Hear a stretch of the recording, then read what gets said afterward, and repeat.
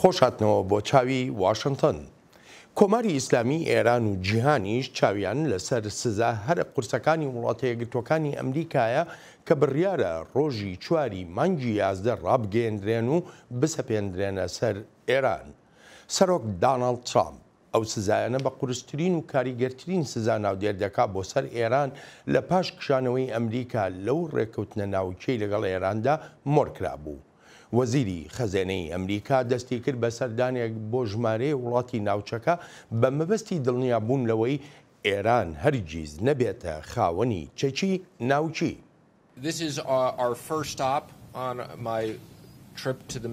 ئێرە یەکەم ویزگەی سەردانەکەمانە بۆ ڕۆژهەڵاتی ناوەڕاست. سەردانی 6 وڵات دەکەم و هیچ هاوپەیمانێکمان لە ئیسرائیل باشتر نییە لەم شەڕەدا دژی تیرۆریزم و لە بەرەنگاربوونەوەی دابینکردنی دارایی بۆ تیرۆریزم. پەیامی ئەم هەفتەیەش بریتی دەبێت لە باسکردنی سەپاندنی سزاکان بەسەر ئێراندا کە لە سەرەتای مانگی 11دا دەبێت. ئەم سزایانەش گرنگترین بەشی کشانەوەمان لە ڕێکەوتنە ناوچەکەیە.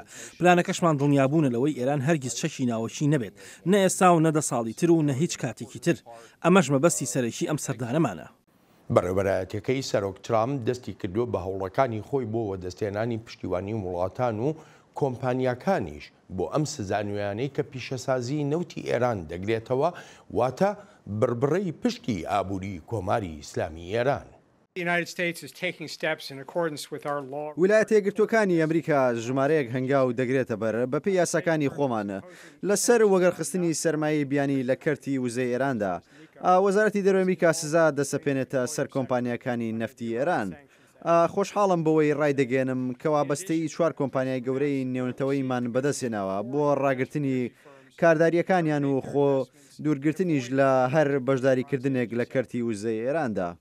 بێگومان ئەم هەوڵانەی ئەمریکا دەیدا جێی خۆشحاڵی هاوپەیمانەکانی ئەمریکایە لەو ناوچە پڕ لە کێشمەکێشەی جیهاندا و بە تایبەتیش ئیسرائیل.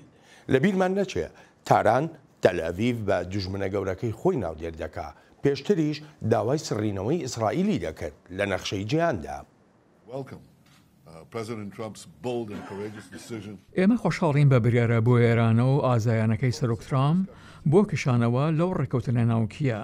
سەنگی وەتوژەکانیشمان لەسەر شەڕکردنەوەی فشارەکانە دژی سەرەکیترین ڕژیمی تیرۆریست و شەڕانگیزترین ڕژێم لە تاران.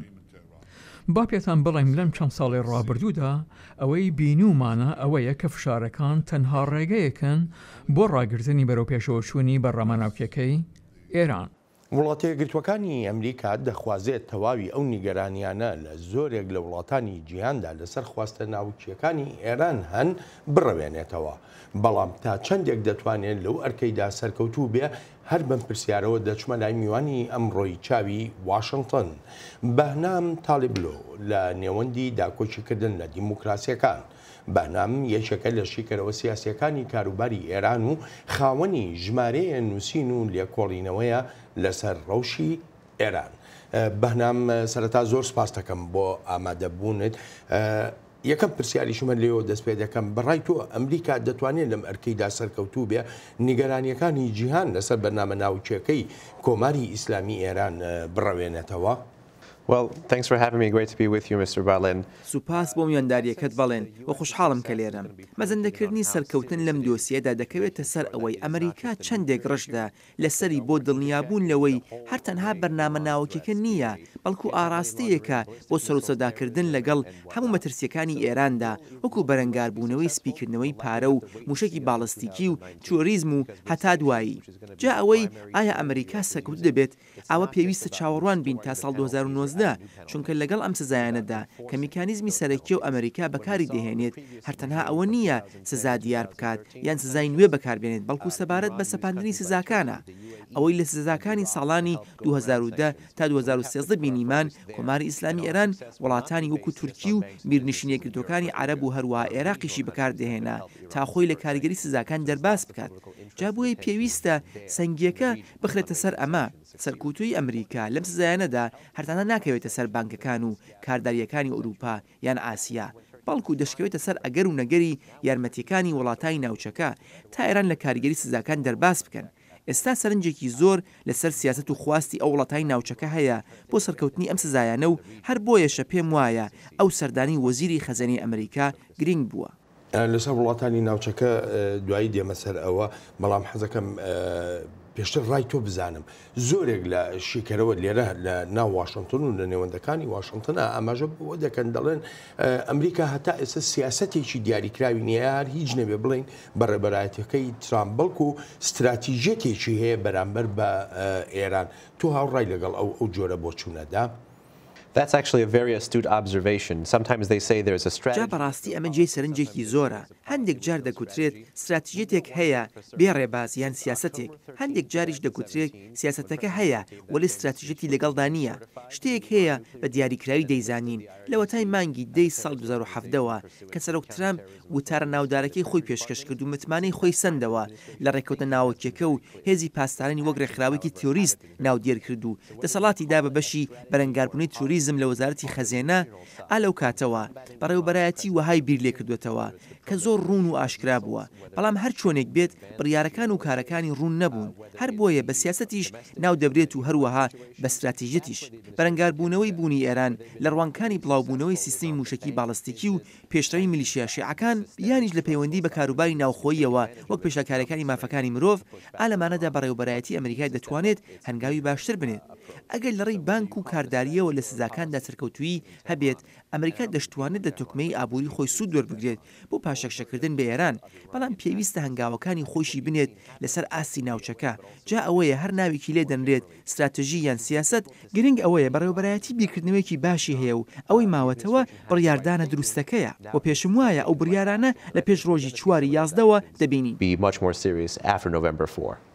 اینجا ئەمە هەر کامێکیان بێ استراتیژی بێ یاخو سیاسەتی بەڕێوەبەرایەتی بێ پێت وایە هەڵبژاردنەکانی میدتێرم کە بڕیارە 6 مانگ لێرە لە واشنگتن بکرێت و چاوەڕوانی ئەوەش دەکرێت لە کۆنگرێسا گۆڕانکاریەک دروست بێ ئەمە کاریگەریەکی هەبێ بەسەر ئەو سیاسەتەیە ئەو استراتیژیەتەی بەڕێوەبەرایەتەکەی ترامپەوە. That really depends. I think the real election that's going to impact the change in strategy or policy would be. ئەمەش بەڕاستی دەکەوێتە سەر هەندێک شت بەڵام ئەو هەڵبژاردنەی بەڕاستی کاریگەری دەبێت بەسەر ئەم سیاسەتەوە هەڵبژاردننی داهاتوی سەرۆکایەتیە چونکە ئەگەر سەرۆک ترامپ دەرنەچێتەوە لە هەڵبژاردندا ئەوە یەک لە دموکراتەکان سەردەکەوێت و وەک دەشکودرێت دموکراتەکان دەیانەوێت بچنەوە ڕێکەوتە ناوەکیەکە جا ئەم جۆرە بیرکردنەوەیە کە ئێران لە جیاوازیەکانی نێوان بەڕێوەبەراتی دموکرات و کۆماریەکان تێدەگات لەوانەیە کارگەری بکاتە سەر چۆنیەتی سەرۆتەداکردنی ئێران لەگەڵ سزاکاندا لە پاش 4 یازدەوە بەمانایەکی تر ئەگەر ئێران وهای دابنێت لایەنێک هەڵبژاردنەکانی مێترمی کنگرس دەباتەوە و سەرۆک ترامپیش لە هەڵبژاردنەکانی 2020دا دەیدۆڕێنێت ئەوە لەوانەیە هەن دەربێت بۆیان تا بێدەنگی بکەن لە وەڵامدانەوەی سزاکان و چاوەڕوانی ئەوە بن ئەمریکا لەسەر ئەژنۆ بگەڕێتەوە بۆ ڕێکەوتنەکە گەڕانەوەیەک بێت بە پاڕانەوە و ئەو جائیتر مەرجوڕاوەکانی ئێران زیاتر باڵا دەست دەبێت بۆ سزاکان وەک لە ڕوانینی ئەمریکا ئەمە استراتیژیەتێکی توندی ئێرانە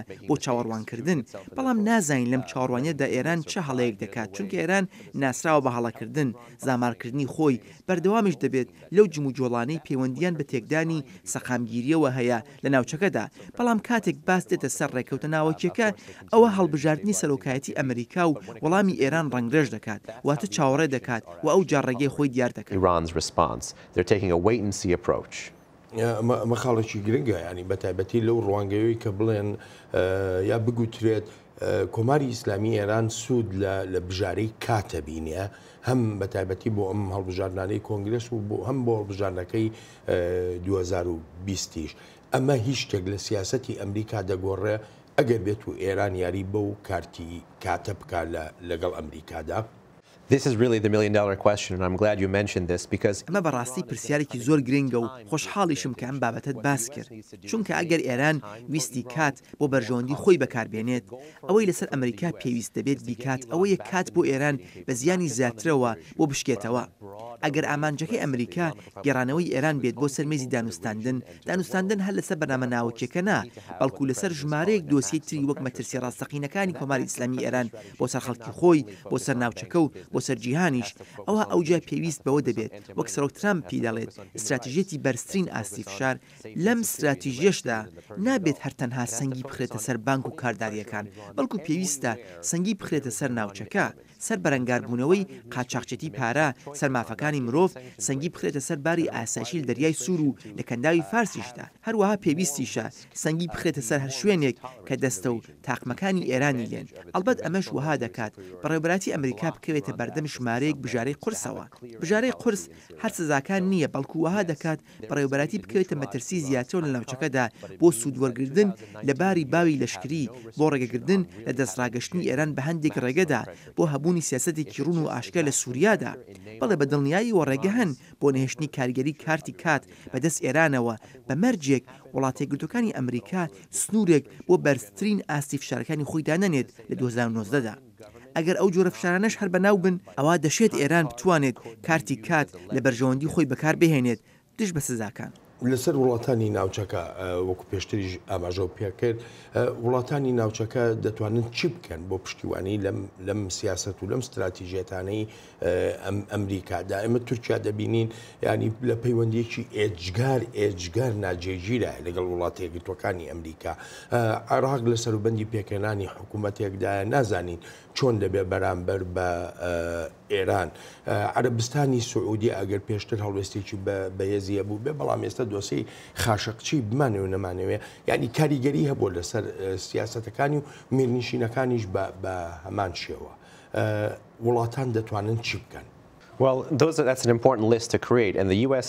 should have by now. جا بە دڵنیاییەوە ئەمە لیستێکی گرنگە تا پێک بهێنرێت و پێویستیشە تا ئێستا ئەمریکا زانی بێتی کامە وڵات پێویستی بە هەوڵ دیپلۆماتی هەیە تا بتوانرێت سیستمی هەناردەکردن ناوخۆی ئەم وڵات یان ئەو وڵاتدا بەهێز بکرێت کارکردن لەگەڵ سیستمە بانکیەکانی ئەو وڵاتانەدا بۆ دڵنیابوون لەوەی دەستە و تاقمە ئێرانیەکانی تێدا نین دڵنیابوون لەوەی سیاسیەکانی ئەو وڵاتان دەزانن چ باجێکیان دەکرێتە سەر لەلایەن وڵاتە یەکگرتووەکانی ئەمریکاوە پێویستە دوای ڕۆژی 4 مانگی 11 ئەو وڵاتانە بزانن ئاستی بازرگانیەکانیان تا چ سنوورێکە جا دۆسێ هەرە گەورەکە لێرەدا دۆسیەکی استراتیژیە تورکیا لە ساڵانی 2010 تا 2014 بە ئاستێکی ئەجگار کەمتر بە بەراورد لەگەڵ ئێستایدا دژی ئەمریکا بووە یارمەتی دەربووە بۆ ئێران لەڕێی بازرگانی گازی سروشتیەوە هەرچەندە ئەو کاتە ئەوروپاش لەگەڵ سزاکاندا بووە ئەو کاتە وەک دەزانرا تورکیا لە هەوڵی دۆستایەتیکی باشدا بوو لەگەڵ ڕۆژاوادا بەڵام ئێستا تورکیا دۆستێکی باشی ڕۆژئاوانیە و سەرکوتکاریەکانی و ئەردۆغانیش لە ناو وڵاتەکەدا لەولاوە بوەستێت ئەوە زۆر پێدەچێت ئێران سوود لەمە ببینێت هەر بۆیە پێویستە ئەمریکا بە وردی سەرنج بدات ئەم حاڵەتە بە هەمان شێوەش بۆ عەربستانی سعودیە شەرمەزارێکی عەربستانی سعودی لەسەر خاشقچی زۆر گرنگە پێویستە ئەمریکا بەهاکانی مافەکانی مرۆڤ لە دەرەوە بەرز ڕابگرێت چونکە تەنها کاراکترێکە بتوانێت بە باشی ئەو کارە بکات بەڵام نابێت بەهاکان ڕێگر بن لە بەردەم استراتیژیەتمان و هەروەها استراتیژیەتیشمان نابێت ڕێگر بێت لە بەردەم بەهاکانماندا کاتێک وەک مەزنترین وڵات سەری ئەمریکا دەکرێت ئەوە پێویستە ئەمریکا هەنگاوی خۆی بنێت و سزا بەزەپێنێت بەسەر بکوژی خاشقچیدا لە کاتێکدا پێویستیشمان بە عەربستانی سعودی هەیە بۆ هەڵمەتی فشارەکان لەسەر ئێران من دەگەڕێمە وڵاتەمێ بزانم ڕای ئێرانیەکانیش ینی ئێمەش بزانین و هەروە بینەرانیش پێدەچێت هێشتا گەورە دەسەڵاتدارانی ئێران ئەو سزایانەی ئەمریکا بەهێند وەرنەگرن دەشڵێن ئەو سزایانەی مانگی 11 هیچ کاریگەریەکی نابێ بەسەر ئێرانەوە و دەشڵێن ئەمریکا ئامانجی تری هەیە با جنگ روانی آغاز ئەمریکا بە شەڕی سایکۆلۆژی دەستی پێکرد شەڕی ئابووری ئامانجێکی تری مەودا مامناوەندی ئەمریکایە ئامانجی سێهەمی ئەمریکاش گومان خستنە سەر سیستەمی فەرمانڕەوایەتی ئێرانە و ئامانجی کۆتایی ئەمریکاش لێسەندنەوەی ڕەواییە لە سیستەمی فەرمانڕەوایەتیمان ئەمانە مەبەستەکانی ئەمریکان لە ڕووخاندن و ڕژێمگۆڕین ڕژێمگۆڕین تەنها لە ڕێی لادانی ڕەواییەوە دەکرێت لە سیستەمەکە بەڕێوەبەرایەتەکەی سەرۆک ترامپ لە چەندان بۆنەدا جەختی کردوێتەوە لەوەی ئامانج لەو سزایانە گۆڕینی ڕەفتارەکانی ڕژێمی کۆماری ئیسلامی ئێرانە بەڵام تاران بە گومانەوە لەوە دەڕوانێت و بەڕێوەبەرایەتەکەی سەرۆک ترامپیش بۆتە جێی نیگەرانی بۆی تاریخ آمریکا حالا لااقل بعد لە مێژووی ئەمریکادا هەر هیچ نەبێت پاش شۆڕشی ئیسلامی ئێران لەوە تای 40 ساڵ لەمەوبەرەوە هیچ بەڕێوەبەرایەتێکی ئەمریکا هێندەی ئەم بەڕێوەبەرایەتی ئێستا دژایەتی ئێران و ئێرانیەکان و کۆماری ئیسلامی ئێرانی نەکردووە. هەر کاتێک بمانەوێت دەتوانین لە ڕێکەوتنە ناوەکیەکە بکشینەوە و هیچ کێشەیەک نییە. کشانەوە وەک ڕوخاندنی دیوارێکە و بە ئاسانی دەتوانین بیرڕوخێنین، بەڵام دروستکردنەوەی قورسە. شدن مثل خراب کردن یک دیواره، به راحتی میشه خرابش کرد. ساختنش سخته. لێرەش لە وڵاتە یەکگرتووەکانی ئەمریکا کاردانەوە بەرامبەر بەو جۆرە لێدوانانەی دەسەڵاتدارانی ئێران هەیە و جیاوازیشە لەو سەرنج و تێبینیانەی کاربەدەستانی بەڕێوەبەرایەتی دەیدەن لەسەر ئامانجەکانی ئەمریکا لەو سیاسەتانەی بەرامبەر ئێران گیراونەتە بەر. I say to the Iranian government, you must be truly afraid of being overthrown. جا بە حکوومەتی ئێران دەڵێن بەڕاستی دەبێت لە ڕوخاندنتان بترسن. ئەگەر وەها دەزان کە ئێمە بیرمان دەچێتەوە بۆچی لێرە بوون، نا بیرمان ناچێتەوە، نا ئەومان بیر ناچێتەوە هەوڵی کوشتنتاندا لەسەر خاچی ئێمە، بیرمان ناچێتەوە پێشتریش وەهاتان دەکرد، هەرگیز ئەومان بیر ناچێتەوە زۆر ئەمریکاییتان کوشتووە بە سەرباز و مرنزیشەوە لە عێراق، بیرمان ناچێتەوە کە دیپلۆماتەکانی ئێمەتان بە بارمەتە گرت بوو تا سوکایەتیمان پێ بکەن. هەر هیچ نەبێت زۆربەمان بیرمان ناچێتەوە و دەشزانین چێ دۆستە و چێ دوژمن. ڕژیمی ئێران تۆ دوژمنمانیت. بەنام جۆمان لە حەسەن ڕۆحانی سەرۆکی ئێران بوو. یعنی پێشتر بەڕێوەبەرایەتی لە زۆر بۆنەدا جەخت لەوە دەکاتەوە کە ئەمانج لەم سزایانە بە سزاکانی 4 مانگی 11 گۆڕینی ڕەفتارەکانی ئێرانە. بەڵام حەسەن ڕۆحانی هەر لە ئێستەوە وەڵامی خۆی دەدا. جا پرسیارەکەمەوەیە ئێران لەم پەیامانەی ئەمریکا تێگەیشتووە؟ پێم وایە لێرەدا دوو ڕەهەندی گرنگ هەن. یەکەمیان گوتاری ئێران و دووهەمیشیان باڕاستەقینەکەیە لە ئێران. گوتاری ئێران کە لە زای ڕۆحانیەوە دەیبیستین و زۆر کەس لێرە لە واشنگتۆن بە هەڵە ناوی میانەڕەویان لێناوە، ئەو تا دەیبیستی لەو لێدوانەیدا بە هیچ شێوەیەک میانەڕەو نییە، بە هیچ پێوانەیەک میانەڕەو نییە، ئەوە تا پەیمانی زیاترکردنی توانایەکانی بەرگری دەدات. ئەمەش کۆدێکە بۆ موشکەکانی ئێران بەلایەکی تریشدا ئەمە وەها دەکات قورستر بێت بە واشنگتۆن تا و هەڵمەتەی فشارانەی کاریگەریان هەبێت، چونکە گۆڕانکاری لە توانایی لەشکرەکانی ئێراندا زیاتر دەبێت و ئەوە تا دەیبینین. هەرچی باڕاستەقینەکەی ئێرانیشە ئەوەیە هێشتا تاران بە شەرمەوە باس لە بەرەنگاربوونەی ڕۆژئاوا دەکات، هەرچەندە بەردەوام تاقیکردنەوەی موشکی بالستیکی دەکات بەبێ ئەوەی ئاشکای بکات، بە تایبەتیش موشکە مامناوەندی هاوێژەکان ئەوەی واشنگتۆن زۆر نیگەرانی لێتی. دەزانین کە کەمبوونەوەیەکی زۆر هەیە لە هەراسکردنەکانی ناو کەندا و لەلایەن هێز دەریای ئێرانەوە. ئەمە گۆڕانکاریەکی گەورەیە لە کاتێکدا لەسەر وەختی بەڕێوەبەرایەتیەکەی ئۆبامادا زۆر زیاتر بووە. جا زۆر پاشەکچە هەبووە لایەن ئێرانە و ئێستاش دەیانەوێت بزانن پاش سزاکانی ڕۆژی 4 مانگی 11 چی ڕۆدەدا. ئیتر بۆیە گوتارەکانی ئێران دەبینیت تەنها دەنگێکی بەرزە و لەوانەشە ئەو دەنگە لە گوتارەکانیدا بەرزتر بێتەوە. ئەو جۆرە گوتارێک کە باسی دەکەی چەند کاریگەری دەبێت بەسەر خەڵک لە ناو ئێرانەوە بە تایبەتی بەسەر ئەو ڕێکخراوە سیڤیلیانی کە دەیانەوێت شەقام بجوڵێنن. ئەمە پرسیارێکی زۆر گرنگە، چونکە ئێستا شەڕێکی لە نێوان واشنگتۆن و تاراندا. مەبەستم لە خەڵک نییە لە تاران، بەڵکو مەبەستم لە دەستەی فەرمانڕەوایە لە تاران لەسەر ئایندەی ئێران. پێم وایە ئەوەی لێرە لە دەنگی ئەمریکا دەگوترێت و لای بەڕێوەبەرایەتیش بە شێوەیەکی فراوانتر ئەوەیە کە حکوومەتی ئێران بەهۆی هاوڵاتیانەوە لە ڕۆژێکی باشدا نییە. کاتێک دەبینیت خەڵکی ئێران لە مانگی 12 ساڵ 2017ەوە خۆپیشاندان دەکات و لە مانگی 1 و 2 2010ەوە دەڵێن سووریا جێبێهێڵە و بیل لە ئێمە بکەرەوە، خەڵکی ئێران داوا دەکەن بەرژەوەندی نیشتمانی بە پلە یەکەم بێت، بەرژەوەندی نیشتمانی نەک بەرژەوەندی ڕژیم. لە بەرامبەریشدا ڕژیمی ئێران ئالەم 4 ساڵی ڕابردوودا بەرژەوەندی نیشتمانی کردوتە قوربانی بەرژەوەندی ڕژیم. پێم وایە ئەم بەڕێوەبەرایەتی ترامپ لێرە لە واشنگتۆن بە باشی توانیوێتی بڵێت ئەم ڕژیمەی ئێران وابەستەی بەرژەوەندی نیشتمانی خەڵک و خاکەشی نییە.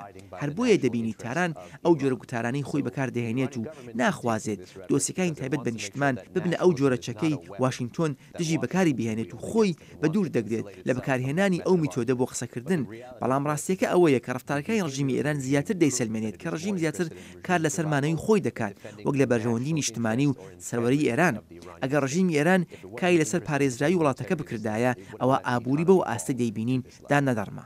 ئەم بەڕێوەبەرایەتیە داوای گۆڕینی ڕەفتارەکانی کۆماری ئیسلامی ئێران دەکات. بەڵام شتێک هەیە ینی لە ناو ئێرانیشەوە باز دەکرێت ئەوەی کە مایەی هێز و درێژەدانی تەمەنی ئەم ڕژەمەی کۆماری ئیسلامی ئێرانە ئەو ڕفتارانەیەتی کە ئەیکا و خەڵک چاوەڕوانی ئەوەش ناکە ئێران لە سووریادا لە عێراقدا لە لوبناندا لە یەمەندا لە هەر شوێنێکی کەشا بێ سیاسەتێکی جیاوازی هەبێ لێرەدا چۆن. Well, it depends again what your time horizon is for the success of American sanctions. ئەمەش دەکەوێتە سەر کاتی دیاریکراو بۆ سەرکەوتنی سزاکانی ئەمریکا. ئەگەر بێت و بتوانرێت ئێران بهێنرێتە سەر مێزی دانوستاندن ئەوە سەرکەوتنێکی سەرەکیە، بەڵام پێ ناچێت لە مودایەکی کورتدا گۆڕانکاریک لە ڕفتارەکانی ئێراندا ببینیت، بە تایبەتیش لەو ناوچە سەرەکیانەی ئاماژەت پێکردن. چونکە هەرچەندە 16 میلیارد دلار پارەیەکی زۆرە بۆ گەلی ئێران، بەڵام بڕەپارەیەکی کەمە لە خەرجی ئێران لە دروستکردنی لەشکرێکدا تا مەترسی بخاتە هەرێکێک لە وڵاتانە. ئێستا و مەترسیانی ئێران دروستی کردوون لە ڕێی میلیشیاکانەوە، نەک لەشکر، لە ڕێی بەکارهێنانی موشکەوە، نەک فڕۆکەی جەنگی، خەڵکی سیڤیل دەنێرێت و خەڵکی وڵاتانی وەک پاکستان و ئەفغانستان دەنێرێت بۆ ئەو وڵاتانە، نەک لەشکر.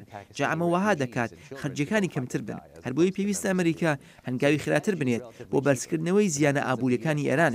هەروەک باسم کرد کات ڕۆڵ دەبینێت و ئەگەر وەک لێرە لە واشنگتۆن وهای دادەنین لە 2019-2020 وادەیەک دابنرێت بۆ کۆتایی هێنان بە سزاکان، بەڵام بۆ خۆم ڕاموانیە، بەڵکو پێویستە درێژە بکێشێت تا ئەو کاتەی وەرچەرخانێکی گەورەی ئێرانی دەبینیت. ئەوە ئەوجا گۆڕانێک لە ڕفتارەکانی ئێراندا دەبینیت و پێوانە ڕاستەقینەکەش ئەوەیە ئایا دەتوانرێت ئێران ڕابکێشێتە سەر مێزی دانوستاندن یان نا. لەسەر ئەو مێزە دەتوانیت ڕفتارەکانی ڕژیمی ئێران بگۆڕیت and win at the table and through the table force a change in the region. ئەی ئەگەر هاتوو ئێران بە هەموو مەرجانەی وڵاتەیە گرتوەکانی ئەمریکا ڕازی بوو ئەو ڕفتارانەی کە ئەمریکا دەڵێ پێویستە بیگۆڕێ هەر هەمووشی گۆڕی، کەواتە ڕژێمەکە لە شوێنی خۆی دەمێنێتەوە و هیچ ئەگەرێکی خراپیش پێشببینی ناکرێ. ئەگەر بێت و ئێران بۆ نمونە بگەڕێتەوە سەر مێزی دانوستاندن لەسەر بەرنامە ناوچیەکەی سیاسەتەکانی خۆی لە وڵاتانە کە ئاماژەمان پێکرد بگۆڕێت، بۆ دواتر چۆنە بێ. Well, then there are some in Washington who believe that the ultimate goal. جا بەڕاستی لێرە لە واشنگتۆن هەندێکن وها بیر دەکەنەوە کە ئامانجی کۆتایی گۆڕینی ڕژیمی ئێرانە.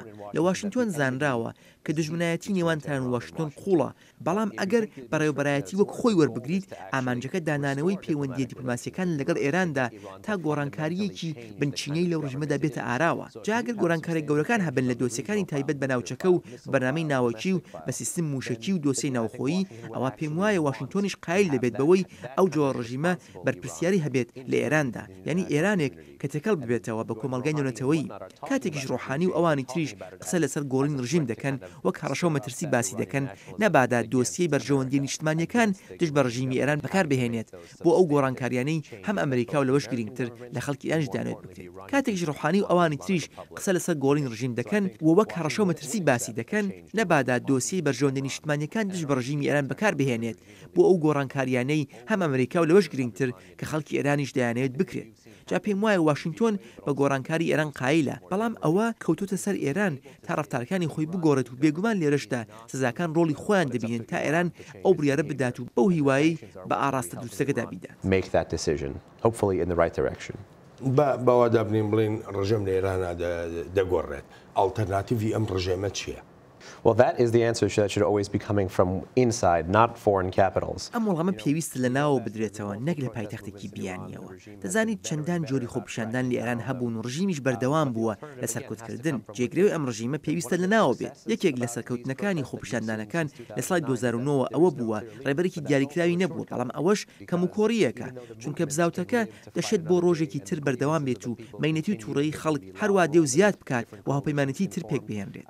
بەڵام بەهۆی نەبوونی استراتیژیەتێکی توکمەیی یەکگرتووانە وەک ئاماژەت پێکرد بۆ سبەینەی ئێران قورس دەکەوێتەوە. ئەمە بەو مانە نییە واشنگتۆن سوور لەسەر گۆڕین ڕژیم، یانیش بەو مانە نایەت کە جێگرەوەی ئەو ڕژیمە بوونی نەبێت. ئەلترناتیڤ هەیە و ئێرانیەکانی تاراوگە پێکیان هێناوە، بەڵام وەڵام ڕاستەقینەکە لە نێو ئێرانیەکانی ناوڵاتەکە خۆیاندایە. هاوڵاتیانی ئێرانی دەرفەتی دەنگدانێکی ئازادیان نەبوو، هەرگیز لە وڵاتە هەڵبژاردن نەبووە، بەڵکو دەستنیشانکردن هەبووە. هەندێک شت هەن پێویستە بکرێن بەر لەوەی بگەینەوە قۆناغا. لە مێژوشدا هەر ڕژیمێک هاتبێتە سەر ئەوەی بگۆڕدرێت، پرسیارەکە لەسەر جێگرتنەوەی ئەو ڕژیمە نەبووە، هێندەی ئەوەی لەژێر باری چەهل و مەرجێکدا ئەو ڕژیمە گۆڕدراوە. پێشمایە وتوێژێکی زۆر لەسەر ئەم دۆسیەی کراوە لە واشنگتۆن و کەبەدەستانی ئوروپای و ئێرانیش، بەڵام ئەوەی گوێمان لێ نەبووە قسەی گەلی ئێران لە کاتێکدا کەوتۆتە سەر خۆیان و پێویستە واشنگتۆن گوێ لە گەلی ئێران بگرێت و دەنگی ببیسترێت. Taking its cues from the Iranian people and giving a voice to the Iranian people. بەنام لەم ڕۆژەدا ئەمە نابێت ئەوەشمان لەبیر بچێت کە هێشتا جۆرێک لە پشتیوانی بۆ کۆماری ئیسلامی ئێران و هەروەها بۆ ڕێکەوتنە ناوچەکەش هەیە. بەڵێ ئەمریکا لە ڕێکەوتنە ناوچەکە کشاوەتەوە، بەڵام هێشتا 4 ئەندامی هەمیشەیی تری ئەنجومەنی ئاسایشی UN و ئەڵمانیاش لەو ڕێکەوتنەدا ماونەتەوە. تاران هەوڵ دەدا بە هەر شێوەیەک بێ لەو ڕێەوە کاریگەریەکانی ئەو سزایانەی دەسەپێنرێنە سەری کەم بکاتەوە. پێشتر یەکێتی ئەوروپا بۆ نمونە چارەسەریەکی هەبووە و وەک دەگوترێ لە بەرژەوەندی ئێران بووە.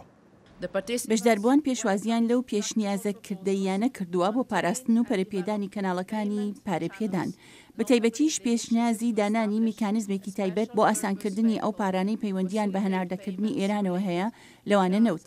هەروەها بۆ هاوردەکردنی ئێرانیش بە تایبەتی بۆ یارمەتیدان و دڵنیاکردنەوەی ئەو کاردار و کۆمپانیانایی بازرگانی یاسایی لەگەڵ ئێراندا دەکەن. جارێکی تریش وڵاتە یەکگرتوەکانی ئەمریکا پەیامی خۆی لە ناو نەتەوە یەکگرتوەکانەوە دەگەیەنێتەوە وڵاتان، وەلێ ئەم جارە هەر تەنها لە ڕەهەندی سیاسی و ئاسایشیەوە نا، بەڵکو لەو ڕەهەندەشەوە کە بەشێکە لە پاراستنی مافەکانی مرۆڤ. The sanctions the United States is leveling against Iran.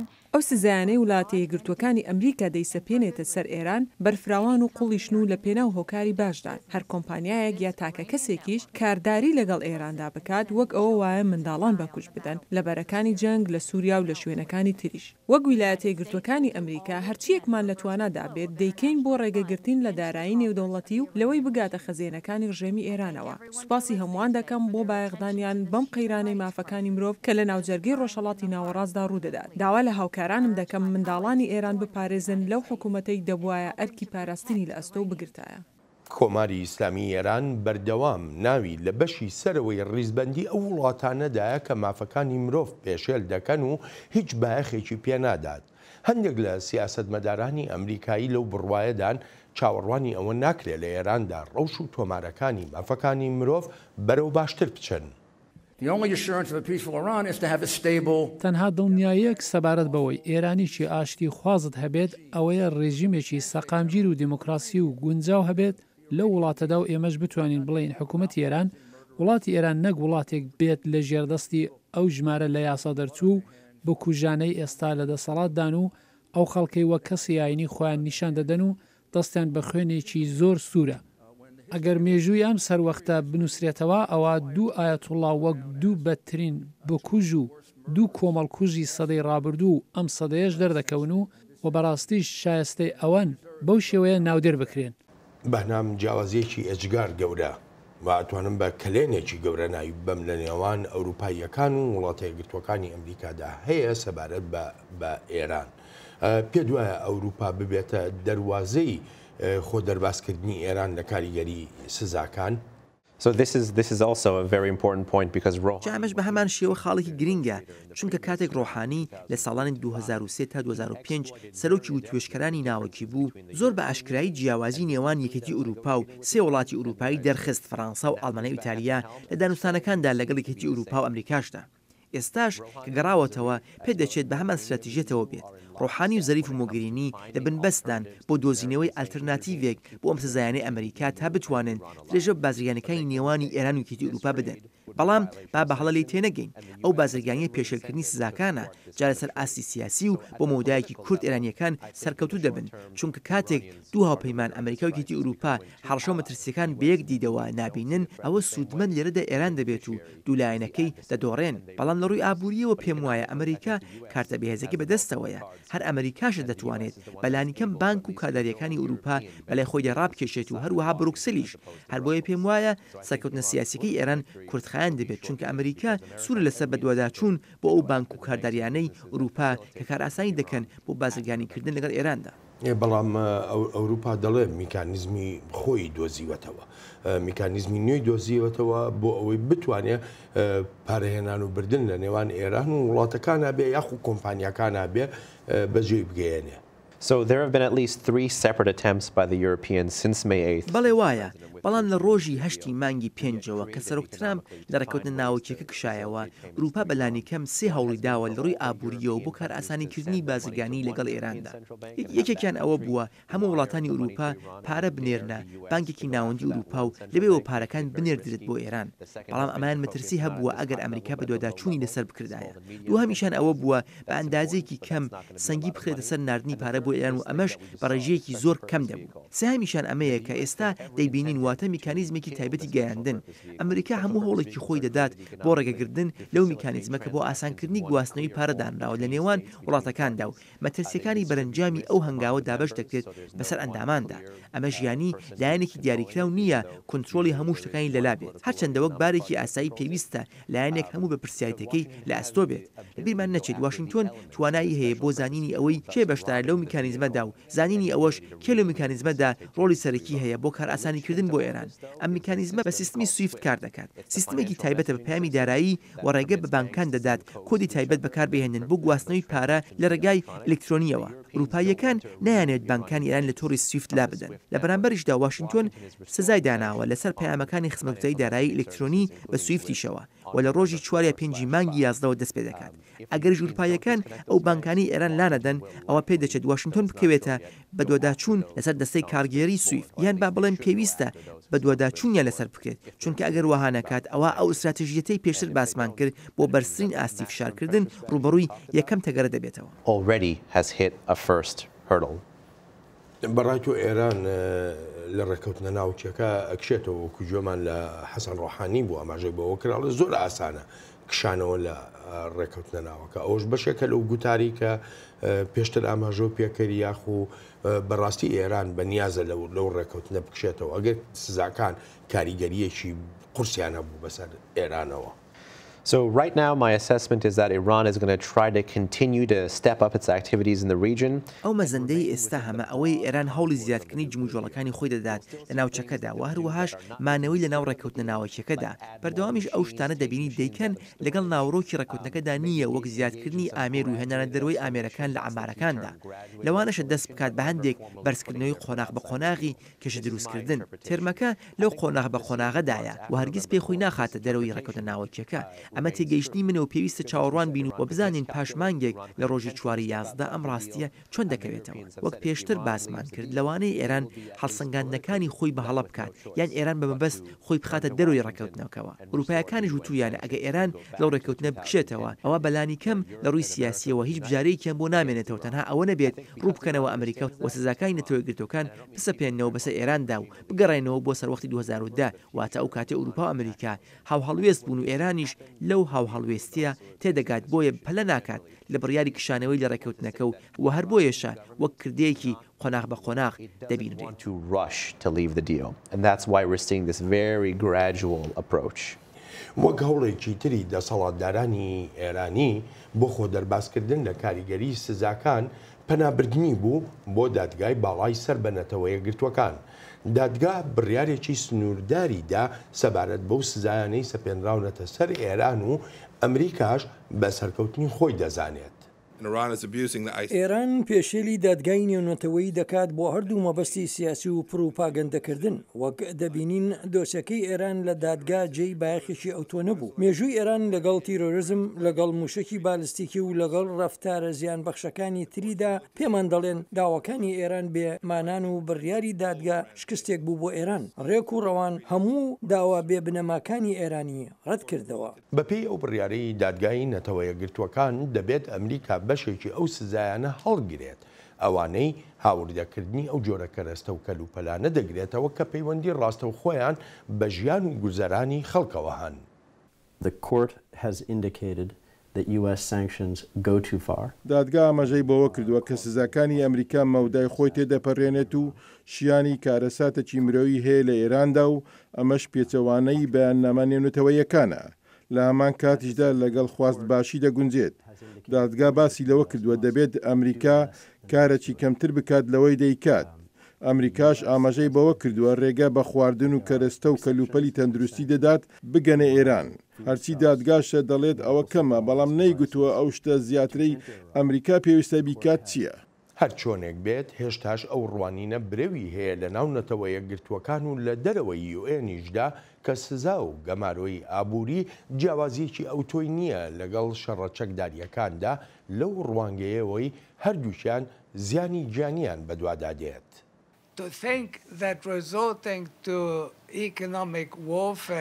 بیرکردنەوە لەوەی شەڕی ئابووری چارەسەرێکی ئاشتیانەیە شتێکی گونجاو نییە، چونکە شەڕی ئابووری دەتوانێت ببێتە مایەی گیانەدەستدانی خەڵک، ڕێک وەک شەڕی ئاسایی وایە. تەنیا جیاوازەکەشی ئەوەیە لە شەڕی ئابووریدا خەڵک بەبێ دەنگی دەمرن و بەهۆی نەبوونی دەرمانەوە بۆ نمونە. بەڵام لە شەڕی ئاساییدا خەڵک بەهۆی گولەوە زامدار دەبن و دەمرن. ئیتر بە هەر جۆرێک بێت مردن هەر مردنە. بەنامەیەکە لە خاڵە گرنگەکان بە تایبەتی ئەوانەی کە ڕێکخراوە مرۆییەکان یا ئەو ڕێکخراوانەی کە چاودێری مافەکانی مرۆڤ دەکەن بە گرنگ تەماشای دەکەن مەسەلەی زیانی گیانیە جاایە لە ڕێی سزا ئابوووریەکانەوە بێ یاخود لە ڕێگەی شەڕەوە بێ. هەر چۆنێک بێ ئەم سزایانە وەکو گوێمان نێبوو زیانی بەدووادا دێ. ئەمە چی لە وێناکردنی ئەمریکا دەکا لەو ناوچەی جیهاندا؟ I think at present, because the US has done such a good job of making the case. پێم وایە وڵاتێگرتوەکانی ئەمریکا کارێکی باشی کردووە لە پێکەنانی ئەم دۆسیەدا و دەرخستنی دووڕووی ڕژیمی ئێران. کاتێک ئەم سزایانە دەسەپێنرێنەوە ئەوە ڕژیمی ئێران دەخرێتە بەردەم بژارەیەکەوە، یان ئەوە تا بەردەوام دەبێت لە بەدڕەفتاریەکانی یانیش ئەوە تا بەرژەوەندی وڵات و خەڵک بە پلە یەکەم دادەنێت لە هەموو ڕەهەندەکانەوە. لەگەڵ هەر سزایەکدا ئێران دەخرێتە بەردەم بژارەیەکەوە، ئیتریان درێژە بە بەدڕەفتاریەکانی دەدات یانیش هەوڵی چارەسەرکردنی قەیرانی دارایی دەدات و پارکانی دەچنە وڵاتەکەەوە بەسەر خەڵکدادا بەشی دەکات. ڕاستی ئەوەی ڕژیمی ئێران بەردەوام دەبێت و وەک هەندێک مەزەندەی دەکەن کە ڕژیمی ئێران بەردەوام دەبێت لە کردارەکانی بۆ ناسەخامگیری دەکات و لە ئاکامیشدا گرفتی مرۆڤی دروست دەبێت. ئەمە ڕێک بەرنامەی ڕژیمە کە بەرژەوەندی خۆی بخاتە پێش بەرژەوەندەکانی وڵات. جا ئێستا وێناکردنی ئەمریکا باشە و بەوەش باشتر دەبێت کە دووڕی و ڕیاکارەکانی ئێران زیاتر ئاشکرا بکات لە پاش چواری 11ەوە. بێگومان هەمیشەش سەختی لە ڕەدا دەبن، چونکە ڕژیمی ئێران دەخوازێت ئەم بابەتە وەها بەکار بهێنێت کارمەینەتیەکی گەلی ئێران لە ئاکامی کەموکۆرەکانی کارداری ناو وڵات نییە، لە ئاکامی نەبوونی کەرتی تایبەت نییە، لە ئاکامی کنترۆلی زۆری ئابووری وڵاتەکە نییە لەلایەن پاسدارانەوە، بەهۆی ئەگەرەکانی کێبەرکەی ناو بازاری ئازادەوە نییە و دەخوازت هەموو بخاتە ئەستۆی سزاکانەوە. جا بەڕاستی ئەم لێدوانانەی ڕژیم کۆن بوون و خەڵکی ئێرانیش بێزارن لێ و دەزانن کەوا نییە. دوای چواری 11 جارێکی تریش خامنەی و ڕۆحانی و زەریفیش دەبینینەوە دەکەونە هەوڵەکانیان بۆ تێکدانی وێنەی ئەمریکا. سزاکان ئێمە بمان و نەمانوێت بە تایبەتی لەو ناوچەی جیهاندا لە وڵاتانی و ناوچەی جیهاندا زیاتر کاریگەریان لەسەر خەڵک دەبێت. ئێمە ئەو سزانەمان بینی کاتی خۆی کە سەپێنرانە سەر ڕژەمەکەی سەدام حوسێن خەڵک زیاتر زیانمەند بوون وەک لە ڕژەم لە ئێرانیشدا بە دوور نازانێت کە هەر بە هەمان شێوە بێ. بەڵام پرسیارەکە ئەوەیە ئەو فشاری کە ئەکەوێتە سەرگەلی ئێران ئەبێتە مای ئەوەی جمجۆڵێکی گەورە دروست بێ کە هەر هیچ نەبێ ئایندێ ئەو ڕژێمە بخاتە مەترسیەوە. I think as the economic pool پێم وایە لەگەڵ هەروادێ و خراپبوونی ڕەوشی ئابووری و کاتێکیش سەرچاوەکان دەکەونە بە مەترسیەوە ئەوە ناکۆکیش دەخاتە نێو دەستەبژێری فەرمانڕەوایی وڵاتەکە، چونکە کاتێک خەڵک لەسەر شەقامەکان خۆپیشاندان دەکەن و دەسەڵاتداران ناتوان موچە بدەن بەوانەی خۆپیشاندەران دەستگیر دەکەن و ئەشکەنجیان دەدەن و لە زیندانیان دەنێن و دەستڕێژی سکسیان دەکەنە سەر، ئیدی دەبێت ئەو هێزە ئاسایشیانە چ جۆرە بیرکردنەوەیەکیان لەلا دروست بێت لە کاتێکدا فەرمانەکانی کۆماری ئیسلامی بەجێ دەگەێنن. باڵێ سزاکان کاریگەری لەسەر پێکاتەکانی ڕژیمش دەبێت و زوێنەریش دەبێت. بەڵام شتێکی تریش هەیە، ئەگە ئەوروپا سەکەوتوو بێت لەو میکانیزمی دایناوە بۆ گواستنەی پارە و لە پشتی سزاکانەوە کاری خۆی بکات و هەندێک تراژدیای مرۆیی لە ئێراندا ببینێت، پێویستە و پرسیارانە بکەین کە بۆچی ئەو کار ئاسانیە دەکات بۆ گواستنەوەی پارە بۆ کۆمپانیەکانی نێوتی ئێران، بۆچی ئەوروپا کار لەگەڵ ئەمریکادا ناکات بۆ کار ئاسانکردنی خۆناغی گواستنەوەی مرۆڤی و ڕێگەگرتن لە هەموو مەینەتەکانیان. ئالێرەدا لۆمەکردنەکان زۆرن، بەڵام مەخابن لەم ململانیانەدا زیان لە کەوتی یەکەم خەڵکن، چونکە ڕژیم بەرژەوەندەکانی خۆی دەخاتە پێش بەرژەوەندەگی شتیەوە. ئەمە شتێکە پێویستە ئەمریکا بەردەوام جەختی لێ بکاتەوە، چونکە دیاردەیەکی ڕۆژانەیە لە ئێراندا. تۆ باست لە نمونی سزاکانی سەر عێراق کرد، پێم وایە دوو شێوازی جودای سزان. پێشم وایە ئەو لێکۆڵەرەوەی UN کە ڤیدیۆکەمان بینی شەڕی ئابووری و شەڕی ئاسایی تێکەڵ کرد لە ڕووی ئاکادمیەوە، بەڵام بەداخەوە لە بەرەنجامی ئەو جیاوازیانەدا سەرنج نادەینە ئەو کاریگەریە نەرێنیانەی لە ئاکامی ئەو جۆرە سیاسەتانی ئێرانەوە دێنە ئاراوە. بەڵام کاتێک دێتە سەر ئێران وەک گەورە ڕژیمی پشتیوانی کار لە تروریزم چ جۆرە سزایەکی تری ئابووریت هەیە دژی ئێران چۆن ئەم ڕژیمە لەو ڕفتانەی ڕدەگرێت کە بۆ ناسەخامگیری دەیدات لە دەرەوە هەروەهاش لەو سەرکوتکردانەی لەناوخۆ دەیکات. دو پرسیارم بە دقەیە کەمتر وەڵامم بیتەوە ئەگە بەڕێوبەرایەتی ئێستا پرسیارێک لە بەهنام تاالبلو بکە بڵێ چی بکەین بەرامبەر بە ئێران چیان پێ دەڵێ؟ پێویستە ئێستا سیاسەتی بەرزترین ئاستی فشار بگیرێتە بەردەژی ڕژیمی ئێران دڵنیابوون لەوەی بانکانی ئوروپا پەیوەندیان نەبێت بە سزاکانەوە دڵنیابوون لەوەی ئەو دەرفەتانەی لە بازرگای نەوتدا دەدرێت بە ئێران زۆر کەم بن دڵنیابوون لەوەی وڵاتانی ڕۆژهاتی ناوەڕاست سیستمی موشکی بەرگریان هەبێت پێویستە وڵاتانی کەنداوی فارس دڵنیا بکرێنەوە کە هێزی دەرەیە ئەمریکا بەردەوام لەو ناوچە دەبێت دڵنیابوون لەوەی کە ڕێگەیەکی باشت هەیە بۆ پەیوەندیکردن بە خەڵکی ئێرانەوە سەنگی خستنە سەر ئەو دووڕوویەی ڕژیمی ئێران هەروەهاش زمینە خۆشکردن بۆ کاری مرۆیی کاتێک سزاکان دەسەپێنرێن و ئەو جا خستنی تۆپەکە بۆ ناو مەیدانی ئێرانەوە. بەنام زۆر سپاس دەکەم زۆر سپاس دەکەم تا چاوێکی تری واشنگتن ڕێز و خۆشەویستی بەڵێن ساڵح بەسەند بفەرموو.